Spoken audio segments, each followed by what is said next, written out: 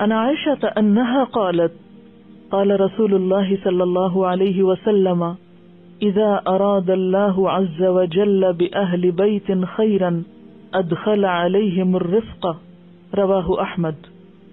عن عائشة عائشہ رضی اللہ تعالی عنہا سے روایت ہے انہا قالت کہتی ہیں قال رسول اللہ صلی اللہ علیہ وسلم کہ رسول اللہ صلی اللہ علیہ وسلم نے فرمایا اذا اراد اللہ جب ارادہ کرتا ہے اللہ تعالی عز وجل بأہل بیت کسی گھر والوں کے ساتھ، بیت گھر کو کہتے ہیں اور اہل بیت گھر والے، کسی گھرانے کے ساتھ خیرن بھلائی کا، یعنی جب اللہ چاہتا ہے کہ کسی گھر پہ یا کسی گھرانے پہ بھلائی ہو ادخلا داخل کر دیتا ہے علیہم ان پر الرفق نرمی.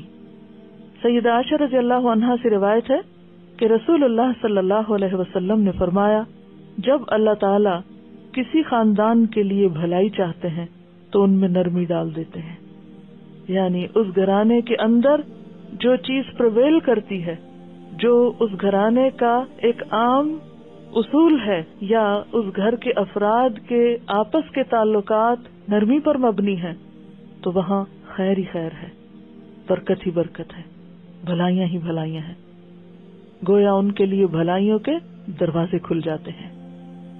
حدیث کی راویہ عائشہ رضی اللہ تعالی عنہا ہے، جو کہ خود اپنی زندگی میں اپنے گھرانے میں والد کے گھر بھی اور نبی صلی اللہ علیہ وسلم کے گھر بھی نرمی اور شفقت کو دیکھتی رہی، اور پھر آپ کے اپنے اخلاق و مزاج کے اندر بھی وہ نظر آتی ہے.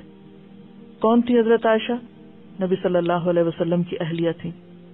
ان کا جو نسب بیان کیا جاتا ہے ام المؤمنین سیدہ عائشہ بنت ابی بکر صدیق قریشیہ تیمیہ مکیہ. ان کو ام المؤمنین کہا جاتا ہے، نام عائشہ ہے، ابو بکر کی بیٹی ہیں، قریشیہ ہیں یعنی خاندان قریش سے تعلق رکھتی ہیں، تیمیہ ہے ان کے قبیلہ تیم کی طرف ان کی نسبت ہے، اور مکیہ ہیں کیونکہ مکہ میں پیدا ہوئی. والد اور والدہ دونوں ہی صحابی تھے، دادا کو بھی یہ سعادت نصیب ہوئی. حضرت فاطمہ سے 8 سال چھوٹی تھی، مکہ میں پیدا ہوئی، اور اس وقت جبکہ آپ صلی اللہ علیہ وسلم کی نبوت کا اعلان ہو چکا تھا، یعنی مسلمان خاندان میں پیدا ہوئی، یعنی حضرت ابوبکر اسلام لا چکے تھے. آپ نبی صلی اللہ علیہ وسلم کی کتنی محبوب تھی اس کے بارے میں آپ اندازہ لگا سکتے ہیں کہ عمرو بن العاص جو 8 ہجری میں مسلمان ہوئے، انہوں نے نبی صلی اللہ علیہ وسلم سے پوچھا کہ یا رسول اللہ صلی اللہ علیہ وسلم لوگوں میں سب سے زیادہ آپ کو پیارا کون ہے؟ فرمایا عائشہ. انہوں نے پوچھا مردوں میں سے؟ فرمایا اس کا باپ. اور صحابہ کرام کو یہ بات بہت اچھی طرح پتا تھی کہ آپ حضرت عائشہ سے کتنی محبت کرتے ہیں، لہذا روایات میں آتا ہے کہ جس دن آپ حضرت عائشہ کے گھر ہوتے صحابہ کثرت سے آپ کے ہاں تحائف بھیجتے تاکہ آپ کی خوشی حاصل کر سکیں. اور متعدد واقعات ہمیں ملتے ہیں جب آپ صلی اللہ علیہ وسلم کے ہاں حضرت عائشہ آ گئی، یعنی رخصتی ہو گئی، جو کہ جنگ بدر کے بعد ہوئی. جیسا کہ آپ جانتے ہیں کہ بدر کا موقع جو تھا مسلمانوں کے لیے بہت خوشی کا موقع تھا، تو اس کے بعد پھر حضرت عائشہ کی رخصتی ہوئی، اور شوال ہی میں نکاح ہوا تھا اور شوال ہی میں رخصتی ہوئی تھی، تو ان کو شوال کا مہینہ بہت پسند تھا. بہرحال آپ اس وقت عمر میں چھوٹی تھی اور کھیلنے سے دلچسپی تھی. وہ اپنے بارے میں خود کہتی ہیں کہ آپ صلی اللہ علیہ وسلم جب گھر تشریف لاتے تو میں سہیلیوں کے ساتھ گڑیوں کے ساتھ کھیلتی تھی، اور جب آپ تشریف لاتے تو میری سہیلیاں ادھر ادھر چھپ جاتی، تو آپ ایک ایک کو ڈھونڈتے اور کہتے کہ تم کھیلو، یعنی کھیلنے کو انکریج کرتے. اب آپ دیکھیے کہ آپ ایک نبی ہیں اور آپ کا گھرانہ جو ہے وہ دنیا بھر کے لیے ایک روشنی کا ذریعہ ہے، لیکن عمر کی رعایت رکھتے ہوئے کہ اس عمر میں ایک بچی کے شوق کیا ہو سکتے ہیں.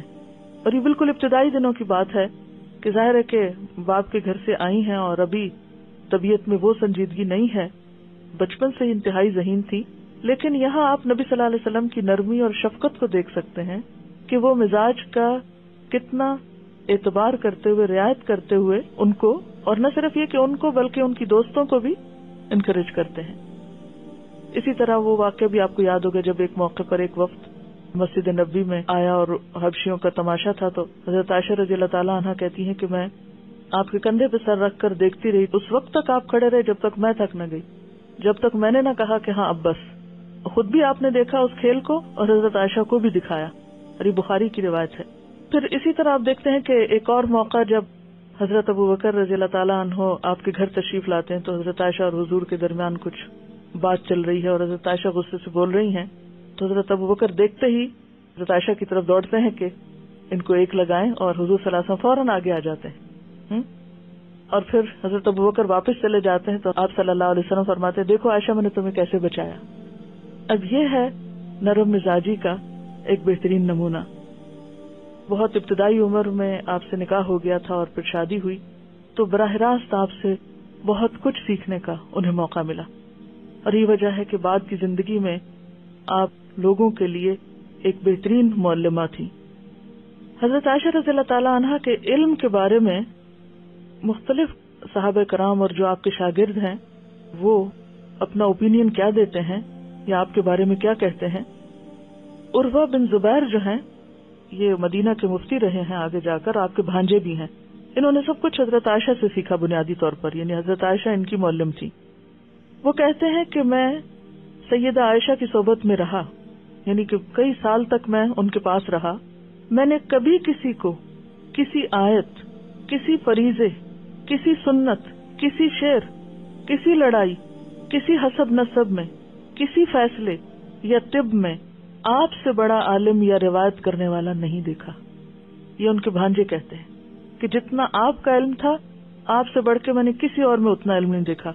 میں نے پوچھا خالہ جان طب کہاں سے سیکھی آپ نے؟ فرمایا میں بیمار ہو جاتی, میرے علاج کے لیے کوئی چیز بیان کی جاتی, یا کوئی اور بیمار ہو جاتا اس کے لیے کوئی دوا بیان کرتا, میں لوگوں سے سنتی کہ بعض کو دوائی وغیرہ بتا رہے ہیں, تو میں ان سب چیزوں کو زبانی یاد کر لیتی تھی. لکھنے پڑھنے کے لیے اتنی کاپیاں تو نہیں تھی ہمارے سر بھر بھر کے رکھ دیتے, اور پھر اس کے بعد یاد کچھ بھی نہیں ہوتا, اور جب عمل کا وقت آئے تو سب غائب. تو وہ کہتی ہیں کہ مجھے کوئی علاج بتاتا, کسی اور کو بتاتا, یا لوگ آپس میں ایک دوسرے کو بتاتے.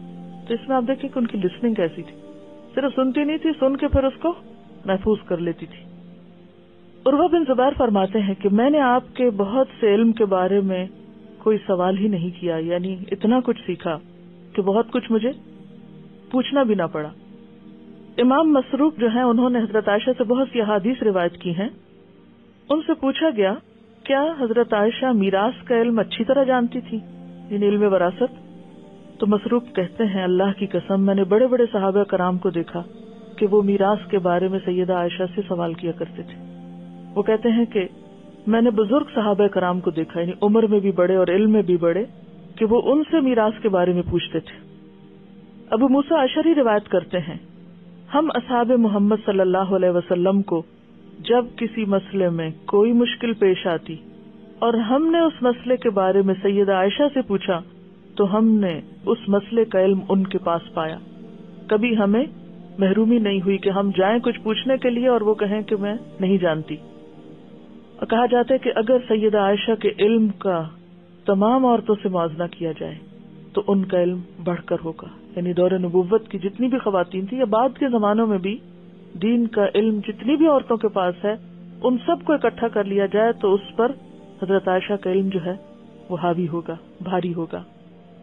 پھر اسی طرح عطا ابن ابی رباح وہ ایک تابعی ہیں, وہ کہتے ہیں کہ سیدہ عائشہ سب لوگوں سے زیادہ فقیہ اور عام مسائل میں سب لوگوں سے زیادہ اچھی رائے رکھنے والی تھی. پھر اسی طرح یہ ہے کہ نہ صرف یہ کہ علم میں بہت آگے تھی, عمل میں بھی بہت آگے تھی, یعنی جو کچھ پاس ہوتا وہ صدقہ کر دیتی تھی. سیدنا عروہ بن زبیر کہتے ہیں میں نے سیدہ عائشہ کو دیکھا کہ وہ 70,000 تقسیم کر رہی ہیں. اب یہاں درہم دینار کا لفظ نہیں, اس لیے میں کچھ ایڈ نہیں کر سکتی, کہ 70,000 تقسیم کر رہی ہیں اور خود اپنی قمیض کے گریبان کو پیوند لگا رکھا ہے, یعنی دینے میں اتنی آگے تھی اور اپنی ذات پہ خرچ کرنا بھول جاتی. ایک دفعہ معاویہ بن ابی سفیان نے حضرت عائشہ کے پاس 1,00,000 درہم بھیجے. عروہ کہتے ہیں کیونکہ بھانجے ہیں پاس ہی رہتے تھے, عروہ کہتے ہیں اللہ کی قسم شام نہ پڑنے دی کہ سب تقسیم کر دیے. آپ کی کنیز نے کہا کاش اگر آپ 1 درہم کا ہمارے لیے گوشت خرید لیتی.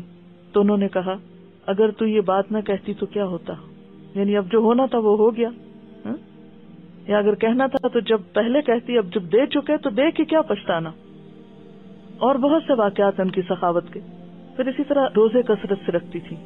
حج کا بھی بہت شوق تھا، اور ان کے مقام کا اندازہ اس سے لگا سکتے ہیں کہ یہ بخاری کی روایت ہے.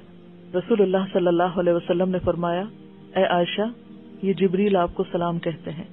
کہتی ہیں کہ انہیں بھی سلام ہو اور اللہ کی رحمت ہو ان پر یا رسول اللہ صلی اللہ علیہ وسلم. آپ جو کچھ دیکھتے ہیں ہم نہیں دیکھ پاتے. یعنی آپ تو ان کو دیکھ رہے ہیں کیونکہ جبریل پاس سے انہوں نے سلام دیا تو پھر آپ نے آگے پہنچایا اور پھر بہت اچھی طرح جواب دیا. آپ دیکھیں کہ انہوں نے کہا کہ ھذا جبریل یقرأ علیک السلام قالت وعلیہ السلام ورحمۃ اللہ. زیادہ احسن انداز میں جواب دیا اور کہا جو آپ دیکھتے ہیں وہ ہم نہیں دیکھ سکتے. اور پھر ہم دیکھتے ہیں کہ بہت فصیح لسان تھی، یعنی بولنے میں بہت اچھی تھی. اور ان کے بارے میں معاویہ بن ابی سفیان کہتے ہیں کہ واللہ ما سمعت قط ابلغ من عائشہ، اللہ کی قسم میں نے سیدہ عائشہ سے بڑھ کر کسی کو فصیح و بلیغ کلام کرتے ہوئے نہیں سنا. احنف بن قیس جو خود ایک بہت بڑے فصیح و بلیغ انسان ہیں، وہ کہتے ہیں میں نے ابو بکر، عمر، عثمان، علی رضی اللہ عنہم اور ان کے بعد آنے والے خلفاء کے خطبے سنے ہیں. میں نے اللہ کی مخلوق کے منہ سے سیدہ عائشہ سے بڑھ کر فصیح و بلیغ کلام نہیں سنا. یعنی میں نے خلفاء کے خطبے بھی سنے اور حضرت عائشہ کا کلام بھی سنا ہے، لیکن جو کلام عائشہ رضی اللہ تعالی عنہا کا تھا وہ کسی اور کا نہیں تھا. اور حافظہ اتنا اچھا تھا کہ بعض اوقات مسلسل اشعار سنایا کرتی تھی جو مختلف قصائد کے تھے. اور وہ کہتی ہیں کہ میں نے لبید بن ابی ربیعہ کے 1000 شعر یاد کیے ہیں. یعنی حضرت عائشہ کو بے شمار شعر یاد تھے. اور پھر لوگوں کو تلقین کرتی تھی کہ لوگوں اپنے بچوں کو شعر سکھاؤ، اپنے بچوں کو شعر سے سیراب کرو، اس سے ان کی زبانوں میں مٹھاس پیدا ہوگی. یعنی بہترین عربی زبان جب آئے گی جب عربی کلام ان کو آئے گا، یعنی ووکیبلری بڑھے گی. آج آپ دیکھیں کہ بچوں کو ابتدا میں کیا سکھاتے ہیں؟ پوئٹری سکھاتے ہیں، نرسری رائمز، اور ابتدا میں نظمیں وغیرہ بچوں کو یاد کراتے ہیں. پھر اسی طرح عروہ بن زبیر فرماتے ہیں کہ سیدہ عائشہ کو کوئی چیز درپیش آتی تو فوراً شعر سے جواب دیتی. یعنی باتوں میں بھی ان کے بہت سے شعر ہوتے.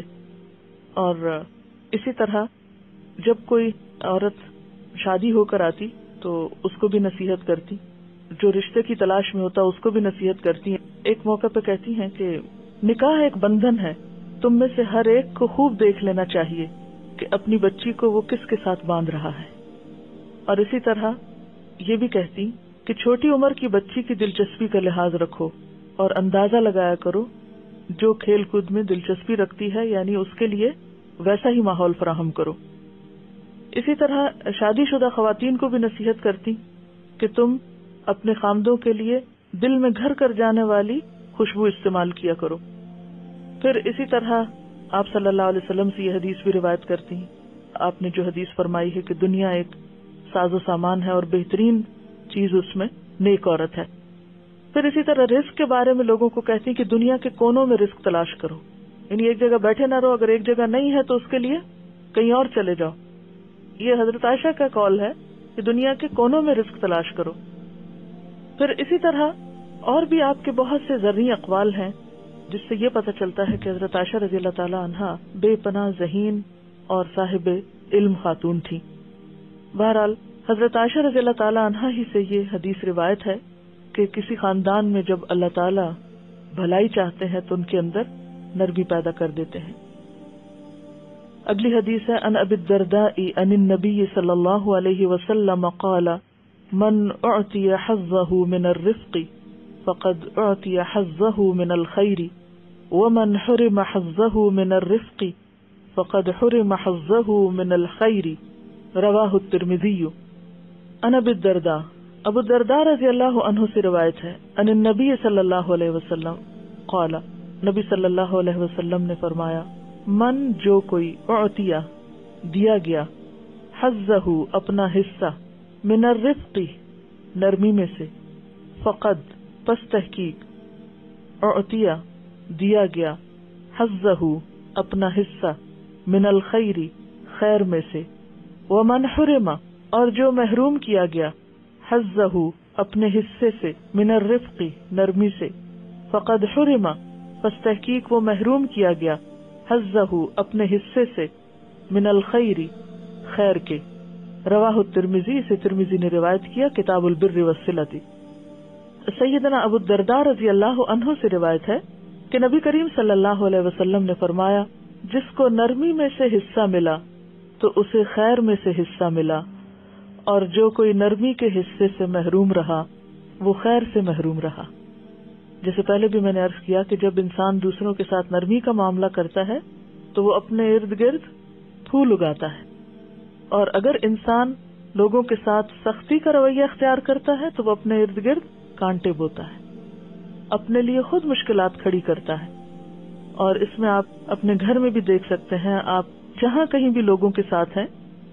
عن جریر عن النبی صلی اللہ علیہ وسلم قال، حضرت جریر نبی صلی اللہ علیہ وسلم سے روایت کرتے ہیں، نبی صلی اللہ علیہ وسلم نے فرمایا، من یحرم الرفق، جو محروم کر دیا گیا نرمی سے، یحرم الخیر، وہ محروم کر دیا گیا خیر سے، بھلائی سے۔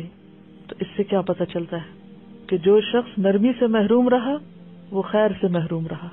یعنی دنیا میں بعض اوقات جب ہمیں کوئی خیر نہیں ملتی یا خیر ہم سے دور ہوتی تو ہم بعض اوقات دوسروں کو بلیم کرتے ہیں۔ یعنی ہم جب کسی چیز سے محروم ہوتے ہیں تو ہم سب اپنا اپنا جائزہ لیں کہ کن کن چیزوں سے مجھے محرومی نظر آتی ہے، کیا چیزیں ہیں میری زندگی میں جو میں چاہتی ہوں کہ مجھے ملیں۔ پھر آپ اندازہ کریں، خود ہی انالائز کریں کہ یہ چیز مجھے کیوں نہیں مل پا رہی۔ بعض اوقات ہم کہتے ہیں تقدیر میں نہیں، قسمت، سب باتیں اپنی جگہ ہیں، لیکن جیسا کہ میں نے آپ کو پہلے بھی بتایا تھا کہ تقدیر ہمارے اوپر اثر ضرور کرتی ہے، لیکن اس کا حصہ 10% ہے، اور باقی 90% حصہ جو ہے وہ اللہ تعالیٰ نے تدبیر کے لیے رکھا ہے۔ بندوں کو آزادی دی ہے اور ان کے عمل اس میں اثر رکھتے ہیں، اور کہتے ہیں نا کہ وَكُلَّ إِنسَانٍ أَلْزَمْنَاهُ طَائِرَهُ فِي عُنُقِهِ، ہر انسان کا شگون اس کی گردن میں لٹک رہا ہے۔ کیا مطلب کہ ہمارے بہت سی محرومیاں جن کو ہم صرف تقدیر کا حصہ کہہ دیتے ہیں، اس میں ہمارا اخلاق بھی شامل ہوتا ہے۔ تو ہم سب اپنے اوپر خود غور کریں کہ کہیں ایسا تو نہیں کہ ایک خیر جو مجھے ملنے والی تھی صرف اس لیے مجھ سے دور ہو گئی یا رہ گئی کہ میں نے اس وقت اچھے اخلاق کا مظاہرہ نہیں کیا، یا اخلاق جو ہے اس میں کمی کی، اور اخلاق کا پہلا سبب یعنی نرمی میں۔ ان عائشہ زوج النبی صلی اللہ علیہ وسلم ان رسول اللہ صلی اللہ علیہ وسلم قال یا عائشہ ان اللہ رفیق يحب الرفق ويعطي على الرفق ما لا يعطي على العنف وما لا يعطي على ما سواه، رواہ مسلم کتاب البر والصلہ۔ ان عائشہ، حضرت عائشہ سے روایت ہے، زوج النبی، نبی صلی اللہ علیہ وسلم کی زوجہ، ان بے شک رسول اللہ صلی اللہ علیہ وسلم قال، کہ رسول اللہ صلی اللہ علیہ وسلم نے فرمایا، یا عائشہ، اے عائشہ، ان اللہ، بے شک اللہ تعالی، رفیق، نرمی کرنے والا ہے، یحب الرفق، نرمی پسند کرتا ہے، ویعطی، اور دیتا ہے، عطا کرتا ہے، بخشتا ہے، علی الرفقی، نرمی پر، یعنی نرمی کی وجہ سے، ما لا، جو نہیں، یعطی، وہ عطا کرتا، علی العنفی، سختی پر، وما لا، اور جو نہیں، یعطی، عطا کرتا، علی ما سواہ، اوپر اس کے جو اس کے سوا ہو۔ یعنی جو چیز نرمی سے مل سکتی ہے وہ اس کے سوا کسی دوسرے طریقے سے مل ہی نہیں سکتی۔ رواہ مسلم کتاب البر والصلۃ۔ سیدہ عائشہ رضی اللہ عنہا نبی کریم صلی اللہ علیہ وسلم کی زوجہ سے روایت ہے کہ رسول اللہ صلی اللہ علیہ وسلم نے فرمایا، اے عائشہ، بے شک اللہ تعالی نرمی کرنے والا ہے، نرمی کو پسند فرماتا ہے، نرمی پر وہ جو کچھ عطا فرماتا ہے وہ سختی پر اور اس کے علاوہ کسی چیز پر عطا نہیں فرماتا۔ یعنی انسان کو نرمی کے ذریعے وہ کچھ مل سکتا ہے جو نرمی کے علاوہ کسی دوسرے طریقے سے مل ہی نہیں سکتا، پا ہی نہیں سکتے۔ تو ہم سب کو پانے کے لیے اس زندگی میں، اور آخرت تو پھر آخرت میں بھی پانے کے لیے کچھ بھی حاصل کرنے کے لیے، خیر، برکت، نعمتیں، کیا کرنا ہوگا؟ اپنے رویوں میں نرمی اور لچک لانی ہوگی. نرمی اور لچک، اور نرمی اور لچک کہاں کہاں، بات میں بھی، لہجے میں بھی، لین دین میں بھی، لوگوں کی زیادتیوں اور سختیوں پر بھی، اور پھر اسی طرح چال میں بھی. کیونکہ نرمی صرف کوئی ایسی چیز نہیں ہے کہ جسے ہم پکڑ کے نرم کر لیں گے کوٹ کے یا توڑ کے. یہ ہمارے اپنے مزاج کے اندر خود کو خود توڑنا پڑے گا. اور سب سے پہلی چیز جو ہم اپنے اوپر چیک رکھ سکتے ہیں اور کنٹرول کر سکتے ہیں وہ اپنی گفتگو ہے، کہ ہم جب کسی کے ساتھ بات کرتے ہیں تو کیا طریقہ اختیار کرتے ہیں. عن عائشة رضی اللہ عنہا ان اليہود اتوا النبی صلی اللہ علیہ وسلم فقالوا السلام علیکم قال وعلیکم فقالت عائشة السلام علیکم ولعنکم اللہ وغضب علیکم فقال رسول اللہ صلی اللہ علیہ وسلم مہلا یا عائشة علیک بالرفق وإیاک والعنف والفحش قالت اولم تسمع ما قالوا قال اولم تسمع ما قلت رددت علیہم فیستجاب لی فیہم ولا یستجاب لہم فیہ رواہ البخاری. ان عائشہ رضی اللہ عنہا، حضرت عائشہ رضی اللہ تعالی عنہا کہتی ہیں، ان الیہود، بے شک یہود، اتوا آئے، النبی، نبی صلی اللہ علیہ وسلم کے پاس، فقالوا تو وہ کہنے لگے، السلام علیکہ آپ پر موت ہو. قال فرمایا نبی صلی اللہ علیہ وسلم نے، وعلیکم اور تم پر بھی. فقالت عائشہ تو کہنے لگی عائشہ، السلام علیکم، یعنی نبی صلی اللہ علیہ وسلم نے تو وعلیکم کہہ کے خاموشی اختیار کر لی. تو حضرت عائشہ نے خوب جواب دیا، السلام علیکم تم پر موت ہو، ولعنکم اللہ تم پر اللہ کی لعنت ہو، وغضب علیکم تم پر اللہ کا غضب ٹوٹے. فقال رسول اللہ صلی اللہ علیہ وسلم تو رسول اللہ صلی اللہ علیہ وسلم نے فرمایا، مہلن ٹھہر جاؤ یا عائشہ، اے عائشہ ٹھہر جاؤ، ٹھہر جاؤ، رک جاؤ، علیک بالرفق تم پر لازم ہے نرمی. اب ہونا تو یہ چاہیے تھا کہ آپ اور داد دیتے، خوب سنائی، بہت اچھا کیا، منہ توڑ جواب دیا، ایسا ہی کرنا چاہیے تھا. نہیں، اب آپ دیکھیے کہ آپ بیچ میں پڑھتے کہتے عائشہ رک جاؤ، نہیں، نرمی نرمی، بجائے اس کے کہ ان کو کچھ کہیں جنہوں نے غلط زبانی اختیار کی، آپ اپنے گھر کی خبر لیتے اور کہتے نہیں، نرمی، علیک بالرفق وإیاکی اور بچو تم، والعنف اور سختی سے، والفحش اور فحش سے یعنی بے حیائی سے. بے حیائی اس میں کیا تھی؟ لعنت اور غضب کی بات. قالت کہنے لگی، اولم تسمع جسٹیفیکیشن دینے لگی، کیا آپ نے سنا نہیں ما قالو جو انہوں نے کہا ہے؟ اے اللہ کے رسول صلی اللہ علیہ وسلم آپ نے سنا نہیں جو کہہ رہے تھے؟ قالا آپ نے فرمایا، اولم تسمعی کیا تو نے نہیں سنا؟ ما قلت جو میں نے کہا ہے، تمہیں ان کی بات تو سنائی تھی، میری نہیں سنائی تھی. رددت علیہم میں نے ان کو جواب دے دیا. فیستجاب لی تو دعا قبول کی جاتی ہے میرے لیے، فیہم ان کے معاملے میں، ولا یستجاب لہم اور نہیں دعا قبول کی جاتی ان کی، فیہ میرے معاملے میں. جو انہوں نے مجھے بد دعا دی وہ قبول نہیں ہوگی، ہاں جو میں نے جواب میں کہا وہ قبول ہو جائے گا. یعنی جو کسی کے لیے برا کرتا ہے دراصل اپنے لیے کر رہا ہوتا ہے. تو اسے بخاری نے روایت کیا. سیدہ عائشہ رضی اللہ عنہا سے روایت ہے کہ یہود نبی کریم صلی اللہ علیہ وسلم کی خدمت میں حاضر ہوئے اور کہا، السلام علیکہ. نبی کریم صلی اللہ علیہ وسلم نے فرمایا، وعلیکم. لیکن سیدہ عائشہ رضی اللہ عنہا نے کہا، السلام علیکم ولعنکم اللہ وغضب علیکم. تو رسول اللہ صلی اللہ علیہ وسلم نے فرمایا، ٹھہرو عائشہ، نرم خوئی اختیار کرو اور سختی اور بد کلامی سے ہمیشہ پرہیز کرو. انہوں نے کہا کہ آپ نے نہیں سنا کہ یہود کیا کہہ رہے تھے؟ نبی کریم صلی اللہ علیہ وسلم نے فرمایا، تم نے نہیں سنا کہ میں نے انہیں کیا جواب دیا؟ میں نے ان کی بات انہی پہ لوٹا دی. میری ان کے بارے میں دعا قبول کی گئی اور ان کی میرے بارے میں قبول نہیں کی گئی. ان عائشہ زوج النبی صلی اللہ علیہ وسلم، حضرت عائشہ نبی صلی اللہ علیہ وسلم کی زوجہ فرماتی ہیں، ان النبی صلی اللہ علیہ وسلم، نبی صلی اللہ علیہ وسلم سے روایت کرتی ہیں، قال کہ آپ نے فرمایا، ان الرفق لا يكون في شيء، بے شک نرمی نہیں ہوتی کسی چیز میں، الا مگر زانہ اسے خوبصورت بنا دیتی ہے، ولا ينزع من شيء اور نہیں نکالی جاتی کسی چیز سے، الا شانہ مگر اس کو بدنما بنا دیتی ہے، عیبدار کر دیتی ہے۔ رواہ مسلم کتاب البر والصلہ۔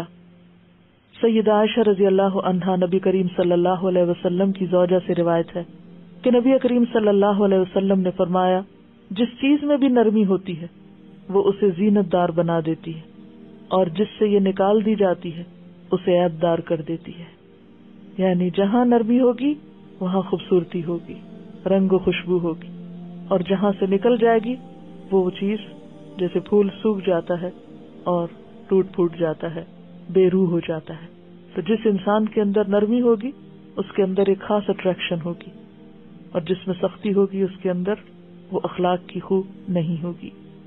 عن عبداللہ بن مسعود قال قال رسول اللہ صلی اللہ علیہ وسلم، عبداللہ بن مسعود کہتے ہیں کہ رسول اللہ صلی اللہ علیہ وسلم نے فرمایا، الا اخبرکم، کیا میں نہ خبر دوں تم کو، بمن، اس کے بارے میں جو یحرم، حرام ہے، علی النار، آگ پر، و، اور، بمن، ساتھ اس کے جو تحرم، حرام ہے، علیہ، اس پر، النار، آگ، علی کل قریب، اوپر ہر قریب کے، ہین، نرمی کرنے والے کے، سہل، آسانی کرنے والے کے۔ سیدنا عبداللہ بن مسعود رضی اللہ عنہ سے روایت ہے کہ رسول اللہ صلی اللہ علیہ وسلم نے فرمایا، کیا میں تمہیں ایسے لوگوں کی خبر نہ دوں جو جہنم کی آگ پر یا جہنم کی آگ ان پر حرام ہے۔ یہ ہر اس شخص پہ حرام ہے جو لوگوں کے قریب رہنے والا، نرمی کرنے والا، آسانی کرنے والا ہے۔ گویا دنیا کے فائدے تو نرمی سے ملتے ہی ہیں، آخرت کا بہت بڑا فائدہ نرمی سے جو حاصل ہوتا ہے وہ کیا ہے کہ جہنم کی آگ اس پہ حرام ہے اور وہ جہنم پہ حرام ہے، یعنی جہنم کی آگ اسے جلا ہی نہیں سکتی، اسے چھو ہی نہیں سکتی، اور وہ جہنم کی آگ میں جا ہی نہیں سکتا۔ یعنی ایک بات کو تاکید کے ساتھ دو انداز میں کہا گیا، وہ جہنم پہ حرام ہے، آگ اس پہ حرام ہے، اور وہ کون ہے؟ جو قریب ہے، یعنی آپ اس کے پاس ہو یا وہ آپ کے پاس ہو تو آپ میں اور اس میں ایسا ڈسٹینس نہ ہو کہ آپ اپنے دل کی بات اسے نہ کہہ سکیں یا وہ آپ کو نہ کہہ سکے، یعنی قربت محسوس ہو، اور اس کے ساتھ ساتھ نرم ہو، اور پھر لوگوں کے لیے آسانی کرے، مشکلات نہ پیدا کرے۔ بعض اوقات ہوتا ہی ہے کہ چھوٹی سی بات ہوتی ہے، چھوٹا سا کام ہوتا ہے لیکن انتہائی مشکل بن جاتا ہے، چھوٹا سا معاملہ ہوتا ہے لیکن بہت بڑا ایشو بن جاتا ہے۔ تو اس میں کرنے کی چیز کیا ہے کہ انسان دوسروں کے لیے آسانی پیدا کرنے والا ہو، معاملے میں نرمی کرنے والا ہو، اور لوگوں کے لیے قریب ہو، یعنی ایک ریپلشن نہ ہو اس کے اندر لوگوں کی، اور وہ لوگوں کو اپنے سے بھگانے والا نہ ہو۔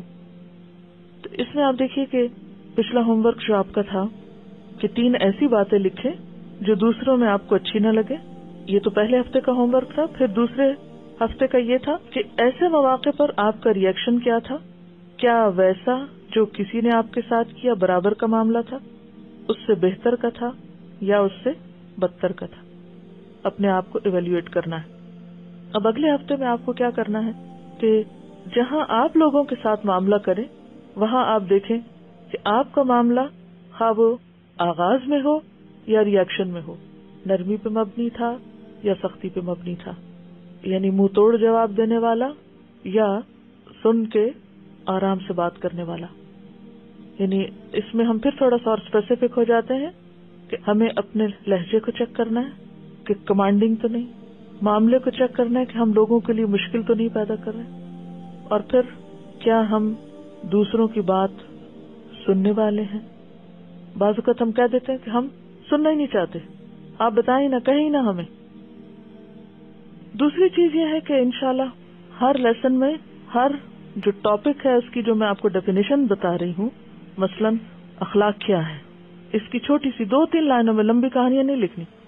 نرمی سے مراد کیا، رفق کا معنی میں نے آپ کو لکھوایا، کیونکہ اگر آپ کو ڈیفینیشنز پتا ہوں گی تو فوراً آپ باقی چیزیں خود ریلیٹ کر لیں۔ ہر ایک اپنی اپنی زندگی میں پھر ان کو اپنے اپنے اعتبار سے ریلیٹ کر سکتا ہے۔ صرف ڈیفینیشن لکھا کریں گے اور ہوم ورک لکھیں گے، یہ پرسنل گرومنگ کا ایجنڈا ہے۔ سبحانک اللہم و بحمدک، نشہد ان لا الہ الا انت، نستغفرک و نتوب الیک۔ السلام علیکم و رحمۃ اللہ وبرکاتہ۔